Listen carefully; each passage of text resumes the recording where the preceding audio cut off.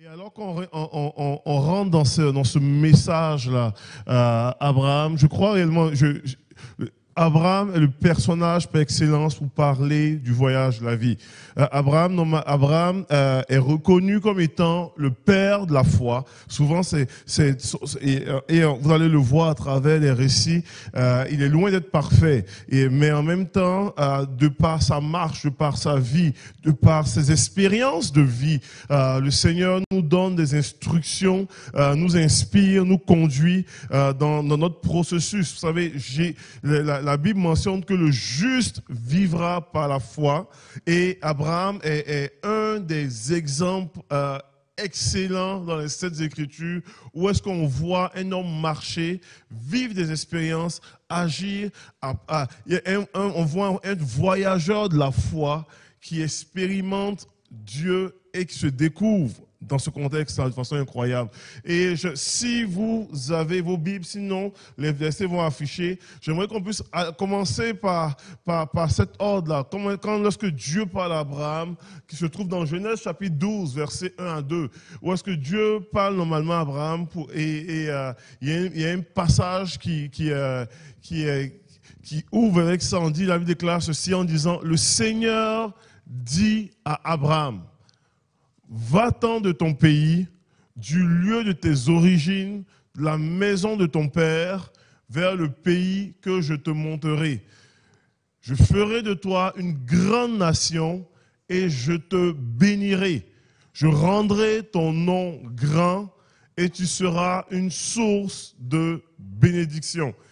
Dieu s'adresse à Abraham avec un petit peu, un ordre, un petit peu de voyage. Va-t'en. Va-t'en d'ici. Et dans les prochaines slides, dans les prochaines diapos de mon message, j'aimerais vraiment parler du voyageur devant Dieu. Comment est-ce que Abraham lui-même se découvre comme voyageur? Comment est-ce qu'il se découvre dans l'appel à quitter Charan? Comment est-ce qu'il se découvre dans la bénédiction non méritée d'Abraham? Et comment est-ce qu'il se découvre dans le chemin de révélation et d'impact? Comment est-ce que Dieu se révèle de façon extraordinaire et Dieu utilise sa vie pour être un impact pendant des générations, même dans les promesses à venir. Et dans ce récit-là, on voit normalement au commencement l'idée de Dieu qui dit à Abraham, quitte ton pays. Mais pour pouvoir bien comprendre le contexte de la chose, il faut lire un petit peu Genèse 11. Parce que la réalité, puis je vais vous mettre dans le contexte rapidement, la réalité est que Abraham quitte Charan pour se rendre à Canaan. Plus tard, historiquement parlant, on sait que lorsque Dieu va se révéler à Moïse pour pouvoir le conduire dans le pays de la promesse, Dieu conduit Moïse dans le pays de Canaan, le lieu de promesse, le lieu d'abondance où coule le lait, le miel, etc. On peut en dire encore plus là-dessus. Mais lorsque normalement, pour pouvoir normalement comprendre un peu les intentions, quand tu lis dans Genèse chapitre 11, à partir du verset 31 à 32, on voit normalement que la pensée, l'idée de pouvoir quitter le pays pour aller vers Canaan n'est pas forcément venue au début d'Abraham. En fait, l'idée est venue de son père. Le père d'Abraham, plusieurs personnes des fois ne connaissent pas le nom. Il s'appelle Térak. Et la Bible déclare que lorsqu'on lit dans Genèse chapitre 11, versets 31 à 32, on dit « Térak prit son fils Abraham, son petit-fils Lot, qui était le fils d'Aran, et sa belle-fille Sarai, la femme de son fils Abraham. Il sortit d'Ur en Chaldée, c'est-à-dire en Mésopotamie, en Irak, ancienne exactement, pour se rendre dans le pays de Canaan. Ils avaient un objectif. Ils quittent normalement l'Irak ancienne, qu'on appelle la Mésopotamie, et ils ont un but de pouvoir se rendre à Canaan. Et la Bible déclare ceci, on dit, ils arrivés à Charan, ils s'installèrent, et la Bible déclare que Térak vécut 205 ans, puis il mourut à Charan. Vous comprenez? C'est dans ce contexte-là c'est dans ce contexte-là que Dieu va parler à Abraham plus tard. Mais Térak part avec un objectif bien précis. Il quitte normalement Ur en Chaldée, l'Irak ancienne, pour pouvoir normalement se rendre à Canaan. Et ce coin-là fait partie du croissant fertile, tout ça au niveau du Proche-Orient. Et alors qu'il est en train de descendre là, il arrive dans une ville qui est supposé être normalement un lieu de transition. C'est un passage. Charan signifie littéralement route. C'était un endroit de transition où est-ce que les caravanes arrivaient pour prendre des petites pauses pour continuer.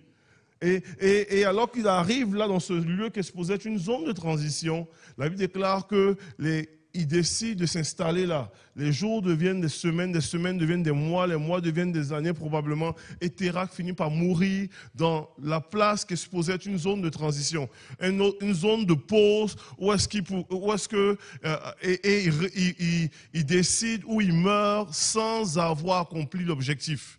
Et Dieu va prendre Abraham là pour dire, toi, sors d'ici, sors de cette zone de transition, sors de cette zone qui est supposée être une zone de pause où est-ce que tu as décidé de t'arrêter et va dans le pays que je te montrerai. Et des fois, nous sommes comme cela un peu. Nous ressemblons à des fois à des Téraks. Où est-ce que nous quittons, nous avons des fois des objectifs, nous avons des fois des plans. Et on arrive dans cette zone-là, qui est peut-être une zone de transition, mais où est-ce qu'on commence à faire juste du surplace? Où est-ce qu'on décide de pouvoir rester? Où est-ce qu'on décide de s'installer? Alors que nous sommes peut-être appelés à continuer notre voyage, à continuer à avancer. Et si c'est votre cas, peut-être si c'est votre cas aujourd'hui, il y a comme une espèce d'écho, un appel pour dire, sors de ton Charan. Et Charan, peut-être pour vous, ne représente pas forcément une zone géographique comme Térak à l'époque. Charan peut-être peut ressembler à une mentalité, peut ressembler à une habitude de vie, peut ressembler à certaines choses auxquelles tu t'es placé là et tu t'es rendu confortable là. J'aimerais déclarer ce matin qu'il y a un appel à quitter ton Charan. Il y a un appel à quitter ton Charan, à quitter cette zone-là où est-ce que tu t'es conforté là pour rentrer dans ce que Dieu veut dans ta vie avec abondance, avec grâce, avec puissance en tant que tel. Dans les Écritures, le désert était supposé être une zone de transition. Dans Deutéronome chapitre, si vous lisez dans Deutéronome, vous allez voir dans chapitre 1, verset 2, la Bible déclare que lorsque le peuple d'Israël sort de la terre promise, sort de la mer, sort normalement, traverse, quitte l'Égypte, la Bible mentionne qu'il y avait entre normalement le mont Horeb jusqu'à normalement Kadesh Barnéa, qui est vraiment l'entrée de la terre promise, il y avait 11 journées de marche. 11. Je ne sais pas si vous réalisez là, c'est 11 journées de marche. Et puis là, il commence, et c'est quelque chose, du mont Horeb à Kadesh Barnéa, qui est l'entrée de la terre promise, c'est supposé être probablement une zone de transition. Ils ont 11 journées de marche à faire.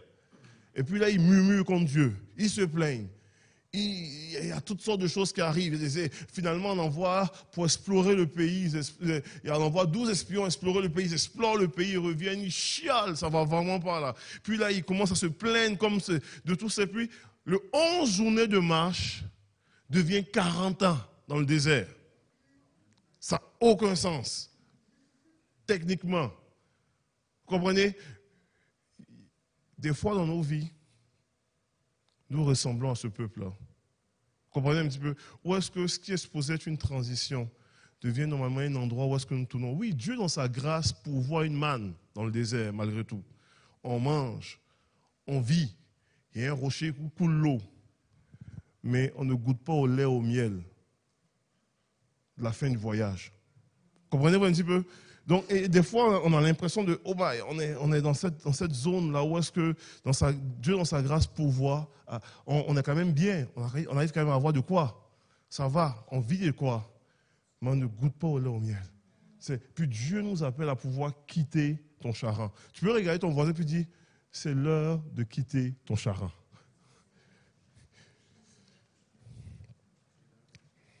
Alors qu'Abraham, normalement, prend cette résolution, il décide de pouvoir obéir à Dieu, à la voix de Dieu. Dieu va l'amener et il décide de quitter Charan sans savoir où est-ce qu'il s'en allait. En tant que tel, Dieu va l'amener dans une autre zone où est-ce qu'Abraham va se découvrir à travers la bénédiction de Dieu. Vous savez, quand Dieu parle à Abraham, il dit, quitte Charan, quitte le pays, ton pays, va dans un lieu où est-ce que, dans le pays que je te montrerai.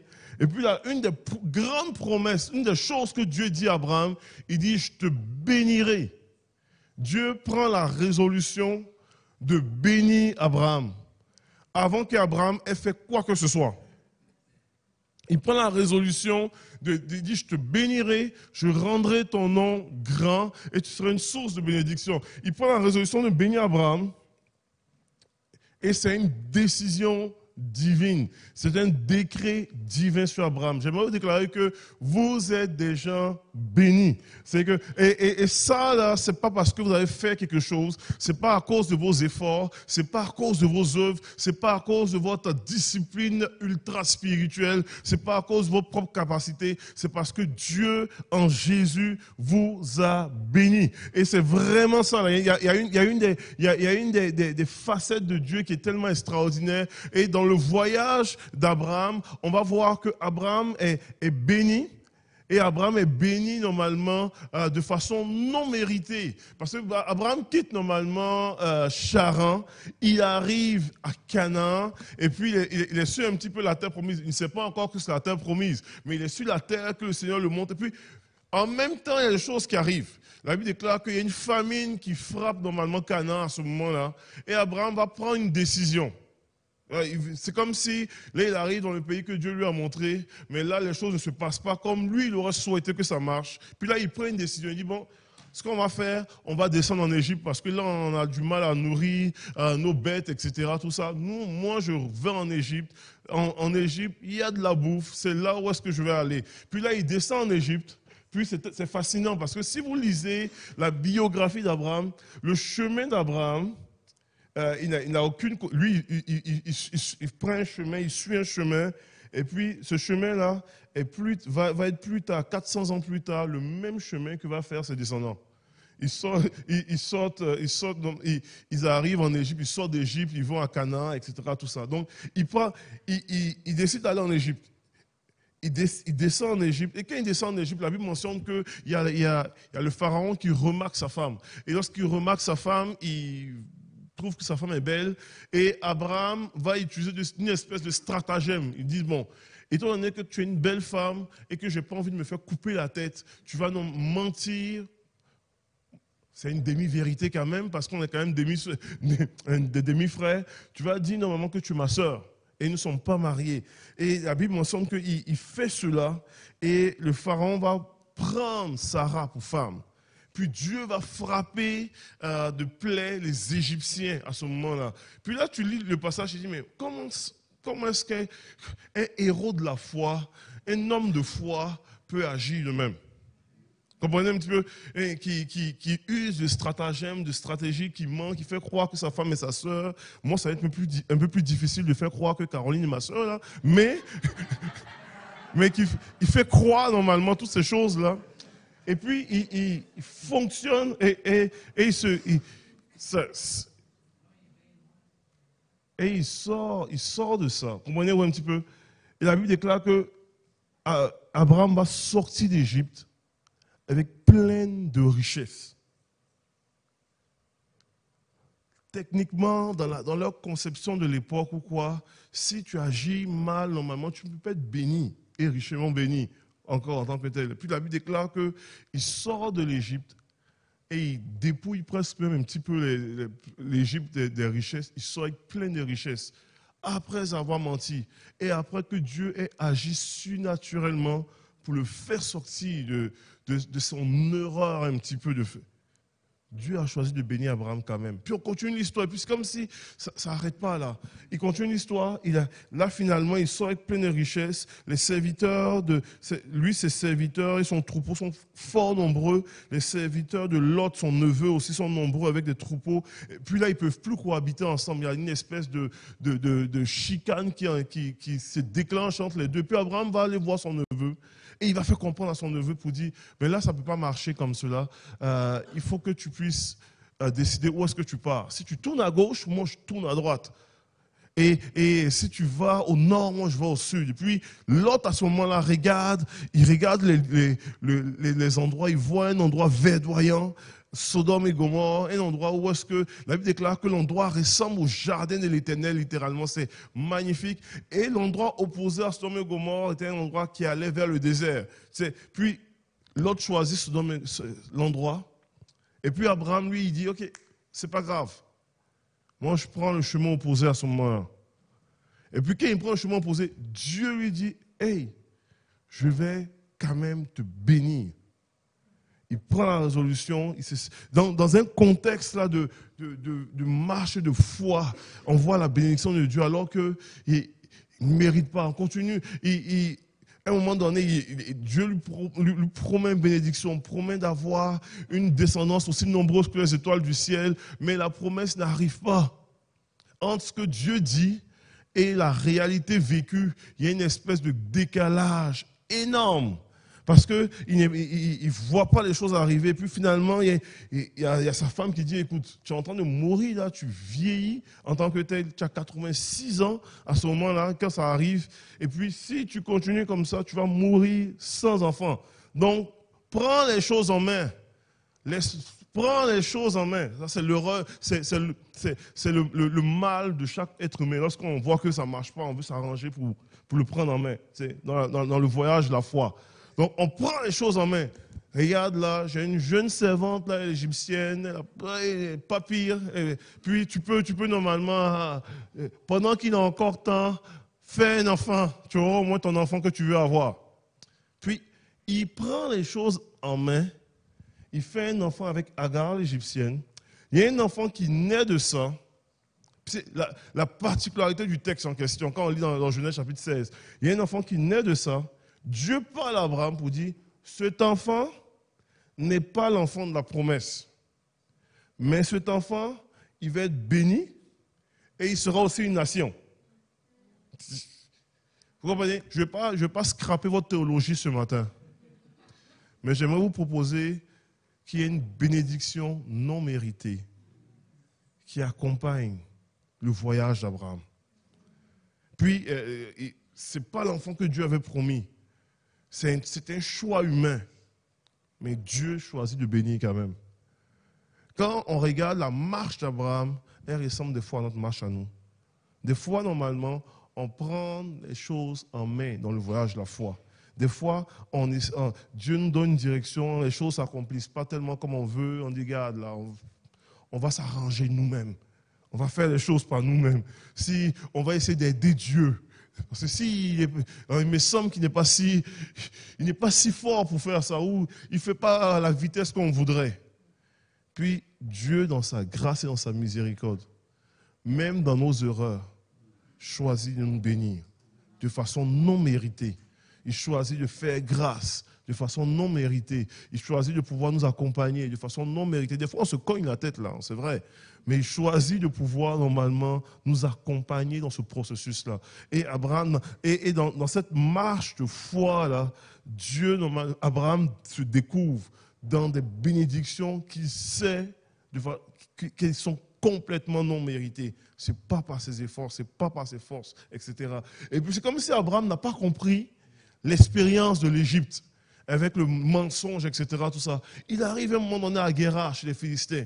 Puis là, il arrive chez un homme du nom d'Abimelech. Puis là encore, là, il est vraiment dans un remake tout. Il dit, ok, ma chérie Sarah, là, on va rentrer à Guérar. Il dit, peux-tu dire encore que tu es ma soeur? Comme si c'était pas, il n'avait pas compris la leçon. Puis cette marche-là nous ressemble. Ça nous ressemble tellement, parce que des fois, on fait une première gaffe, puis Dieu nous accompagne. On fait une deuxième gaffe, puis Dieu nous accompagne. On fait une troisième, et puis on est tout.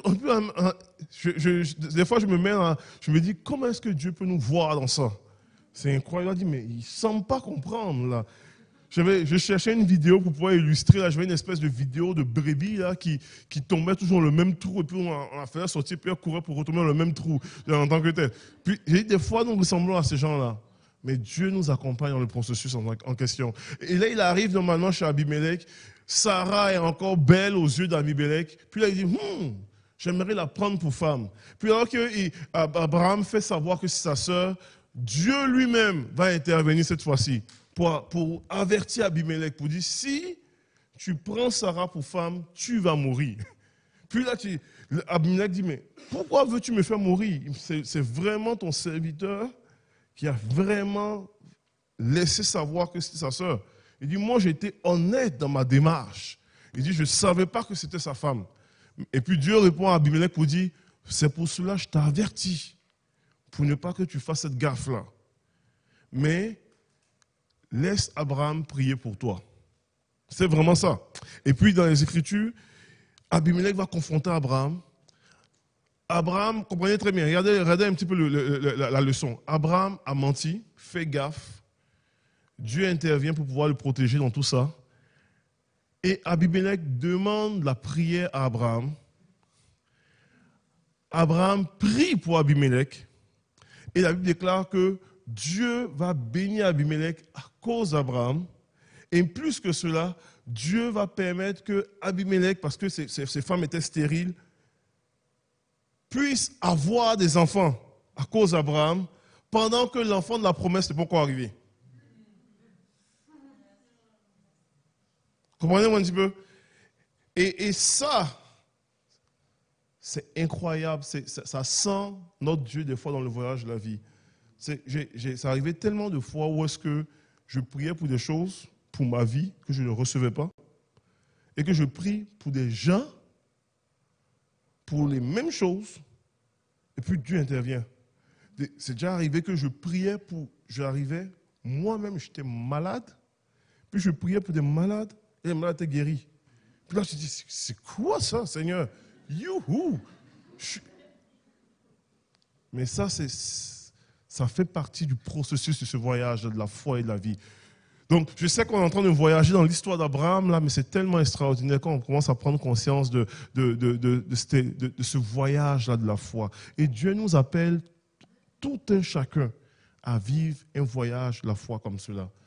Avec des propres histoires, avec des propres différences, avec des propres processus, avec des zones d'expérience, des fois bonnes, des fois plus éprouvantes, mais où est-ce qu'on grandit dans notre marche de foi, où est-ce que Dieu nous accompagne littéralement. Donc, il y a une espèce de bénédiction non méritée. Je ne veux pas être très long ce matin. Donc, on voit qu'Abraham se découvre dans l'appel à quitter son Charan, à quitter Charan.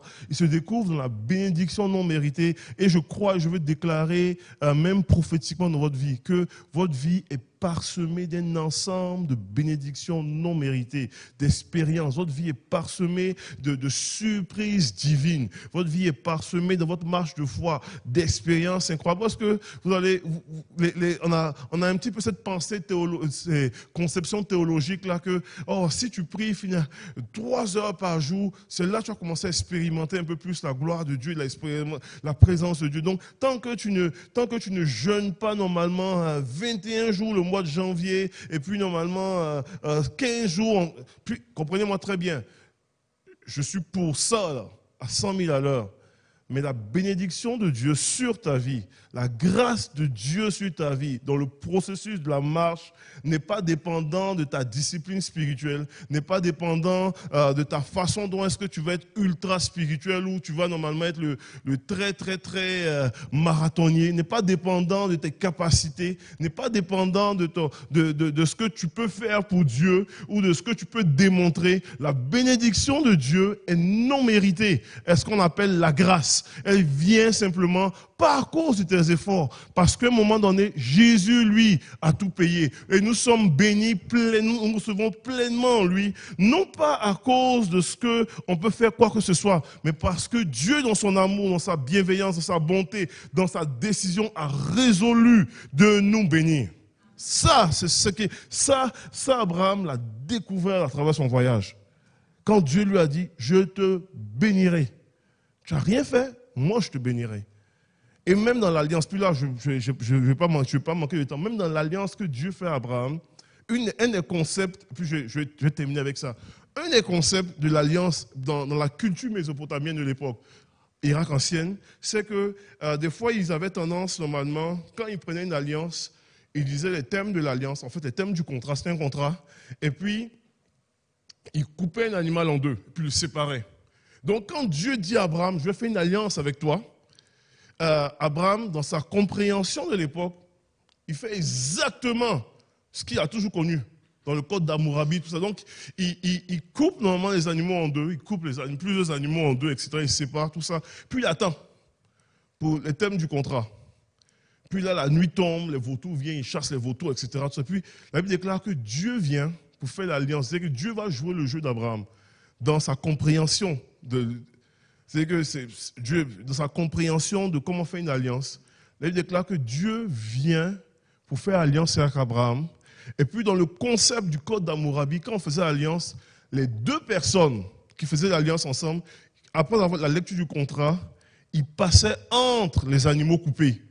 Et puis qui disait que les dieux nous traitent de toute leur rigueur si nous ne respectons pas le thème de l'alliance. Et que les dieux nous séparent comme ces animaux sont séparés, si on ne respecte pas le contrat de l'alliance.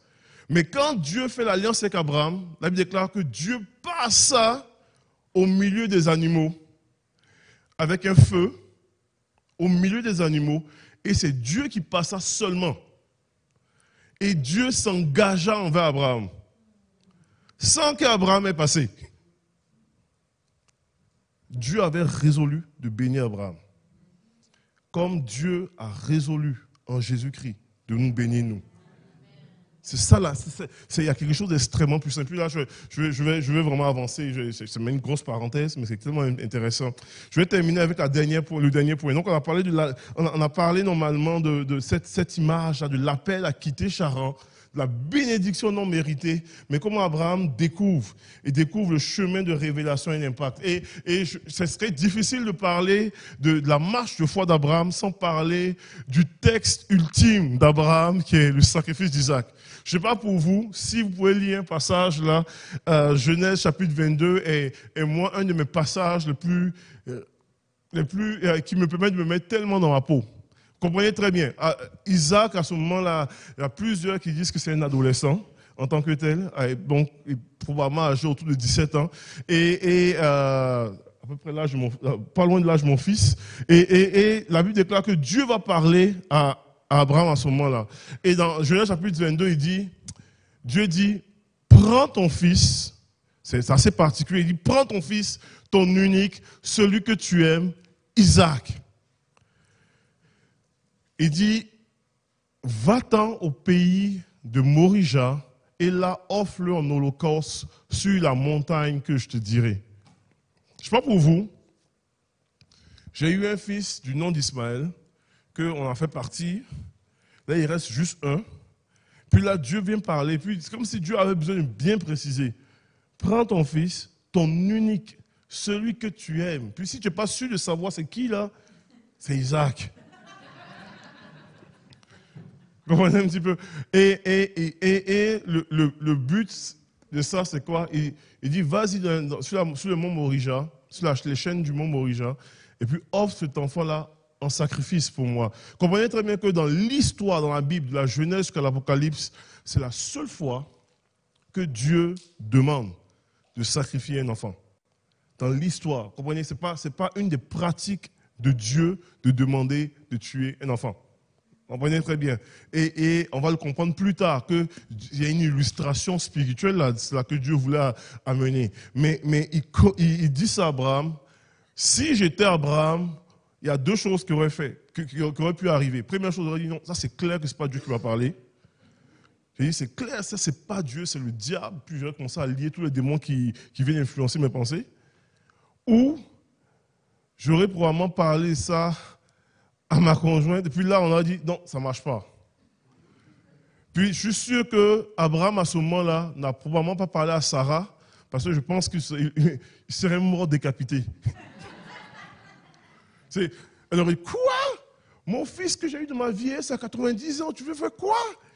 C'est toi qui vas mourir en premier. Donc Abraham probablement ne dit à personne là, et puis on voit dans les Écritures, il prend son fils Isaac, il amène, il part avec des serviteurs, tout ça, et puis à un moment donné, il demande aux serviteurs de rester. Il dit, on monte pour adorer. Il dit, restez là, et puis moi je continue juste avec l'enfant pour adorer. Et à un moment donné, même l'enfant commence à soupçonner qu'il y a quelque chose qui ne tourne pas rond. Puis il dit mon père, et son père lui dit, me voici. Il dit, voici le bois et le feu. Mais où est l'agneau pour l'Holocauste? Parce qu'il y a du bois, il y a du feu, mais il n'y a pas pas d'agneau pour l'Holocauste.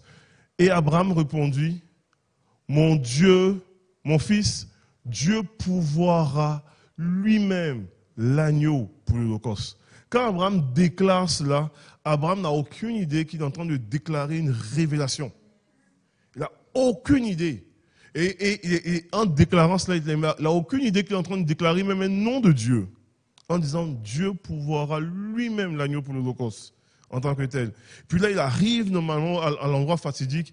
Je ne sais pas comment Abraham a réussi à ligoter son fils pour le mettre sur l'autel. Parce que moi, le matin, j'ai dit, il y a un enfant de 17 ans. Moi, si je veux faire juste à mon fils ici, ça va être une bataille qui se finit mal pour moi. Il ne va jamais me laisser le ligoter. Ça n'ira très mal. Mais il a réussi à le faire. Il a couché son fils. Et il avait la ferme intention de le tuer. Et alors qu'il essaye de pouvoir le faire, Dieu l'arrête. On connaît la suite du récit. Puis Dieu dit, je vois que tu m'as même pas refusé ton fils. Je vois que tu n'as pas craint. Et puis Dieu adresse, il dit, désormais, voici, je te bénirai. Et puis Dieu dit, je jure pour moi-même que les générations futures vont être bénies à cause de ça, à cause de ce que tu ne m'as pas refusé. Et puis tous ceux qui te béniront seront bénis. Puis on ne réalise pas ce qui a pris place là. Mais Dieu voulait illustrer à ce moment-là que ce qui prenait place là était normalement l'ombre des choses à venir. Était vraiment quelque chose qui allait prendre place pour vrai. Qui vient un temps où est-ce que Dieu lui-même apporterait son propre fils pour l'offrir en sacrifice. Et ça, Abraham illustrait cela très bien en apportant Isaac. Et alors que, peut-être on ne sait pas, Dieu conduit Abraham sur les chaînes du mont Morija. Vous savez, peut-être vous ne savez pas, mais dans 2 Chroniques chapitre 3, on va peut-être afficher ça, dans 2 Chroniques chapitre 3 ou quoi, la Bible parle du mont Morija. Et la Bible parle du fait que Salomon résolut à construire la maison de l'Éternel à Jérusalem, sur le mont Morija. Peut-être vous ne savez pas encore, pour certains qui ne savent pas, lorsque Jésus vient sur la terre, né à Bethléem, marche, fait toutes sortes de miracles, annonce la bonne nouvelle du royaume, tout ça, et plus tard, Jésus va être accusé faussement, condamné, et il meurt à Jérusalem. Jérusalem, vous comprenez très bien que Jérusalem a été bâti sur les chaînes du mont Morija, qui était plus tard changé en nom, rebaptisé par Sion, mais Jérusalem était bâti sur les mêmes chaînes où est-ce que Abraham a sacrifié son fils Isaac. Comprenez-vous un petit peu? Donc, quand Jésus même est sacrifié sur la croix, il est probablement dans les mêmes zones, dans les mêmes lieux où est-ce que Abraham, 2000 ans en arrière, avait apporté son propre fils Isaac. Donc, Dieu venait apporter une espèce de révélation, là, chemin, et de ce qu'il va faire. Et Abraham découvrait normalement un nouveau visage de Dieu en la personne de Jéhovah Jireh, l'Éternel qui pourvoit. Et moi, ma prière, et puis alors qu'on est en ce chemin de foi, là, dans ma prière, dans votre démarche de foi, dans votre voyage de la vie, dans votre voyage de foi, ma prière est que vous puissiez découvrir des visages de Dieu comme cela. Des visages où est-ce que Dieu, vous découvrez vous-même, mais vous découvrez des facettes de Dieu. Où est-ce que vous découvrez, comme Abraham, des facettes là, insoupçonnées, qui vont avoir des impacts retentissants dans vos familles respectives, retentissants auprès de ceux qui vous côtoient, retentissants dans votre communauté, retentissants même devant même les générations futures dans le nom de Jésus. Et aujourd'hui, je ne veux pas être très long, j'aimerais qu'on puisse j'aimerais qu'on ait cet espace-là pour pouvoir prier les uns pour les autres. Lorsqu'on regarde cette marche d'Abraham, puis je vais inviter même les musiciens à venir, lorsqu'on regarde cette marche d'Abraham, Abraham a commencé par quitter, a commencé à répondre à un appel à quitter. Et peut-être, normalement, vous êtes ici, et il y a un écho du ciel qui résonne. On rentre dans une nouvelle année, et il y a un écho du ciel qui résonne pour dire, tu es appelé à quitter ton Charan. Tu as peut-être appelé à quitter ton étang. Tout à l'heure, Pasteur Philippe parlait de l'espèce du canard avec son étang. Peut-être tu as appelé à quitter comme cela, à quitter ce qui peut représenter ton charan aujourd'hui. Ton vieil étang, ta vieille mentalité, peut-être des vieilles habitudes, à quitter normalement des vieilles conceptions. Moi, dans ma propre vie, j'ai eu à vivre plusieurs charans à quitter. Il y a eu des moments donnés où est-ce que j'ai été appelé à quitter des vieilles mentalités. Des vieilles mentalités vis-à-vis des finances. J'ai dû apprendre à quitter. J'ai eu appris à quitter des vieilles mentalités vis-à-vis même de ma volonté continuelle de prendre le contrôle quand les choses ne fonctionnent pas à ma façon. Puis j'arrive pas toujours, mais je suis en chemin. Je suis vraiment en chemin pour dire, OK, je vais lâcher prise devant Dieu quand ça ne fonctionne pas quand même, parce que je sais que mon Dieu est avec moi. J'ai eu à apprendre à quitter puis à faire du verset « Mon Dieu pourvoira à tous mes besoins selon sa richesse » là, quelque chose qui est réel aussi dans ma vie, même quand ça ne collait pas trop. J'ai eu à apprendre à quitter des mentalités qui par rapport même au ministère, façon de faire, qui revenaient, qui était beaucoup plus de la tradition plutôt que de ce que Dieu me dit. Comprenez, j'ai à apprendre à quitter des charans. Puis, tout au long de votre voyage, vous allez peut-être apprendre à quitter des charans dans vos vies. Puis, aujourd'hui, il y a peut-être un charan, là, quand on se partage, là, que le Seigneur, l'Esprit de Dieu pointe pour dire ça, c'est un charan dans ton cœur. Peut-être tu as appelé normalement à quitter ton charan aujourd'hui. Peut-être tu as appelé à pouvoir juste réaliser que Dieu, Jésus a résolu de te bénir et d'accueillir sa bénédiction d'une façon imméritée.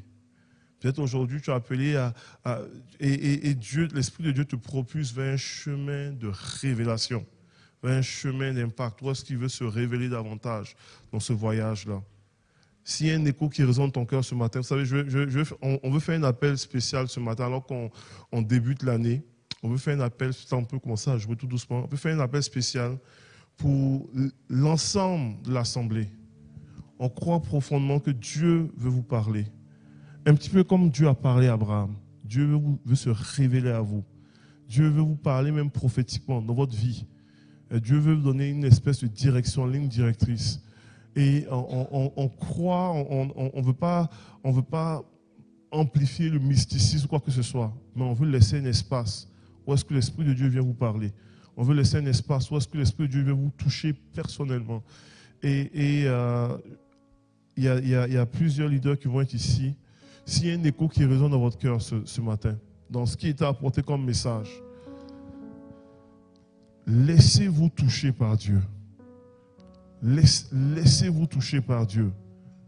Vous savez, même et il y a peut-être des personnes qui vont dire, Seigneur, dans cette dernière année, je ne t'ai pas vu. Puis j'aimerais te dire que même si tu ne l'as pas vu, il était là. Même si tu n'as pas ressenti, il était là. Même si tu regardes ta vie, tu regardes la saison dans laquelle tu es, et puis tu as eu l'impression, un peu comme Abraham, que les jours devenaient des mois, les mois devenaient des années. Et puis il n'y avait rien qui prenait place. La promesse de Dieu semblait lointaine. Il était là. Comme Habakkuk il dit, si la promesse tarde, attends-la. Elle s'accomplira certainement. Et il y a une parole de Dieu pour toi ce matin. Il y a une œuvre, une action de Dieu pour toi ce matin. Et ne passe pas à côté de ce que Dieu veut te dire. Ne passe pas à côté du souffle de Dieu.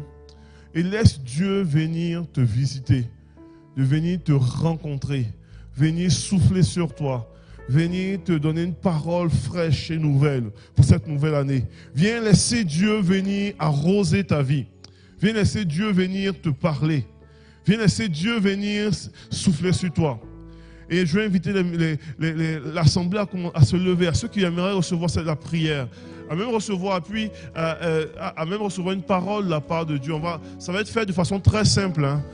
Et alors que les gens vont prier pour vous, s'ils ont une parole aussi, je veux vraiment, sentez-vous libre de pouvoir relâcher la parole Et je crois réellement que Dieu veut souffler sur plusieurs ce matin.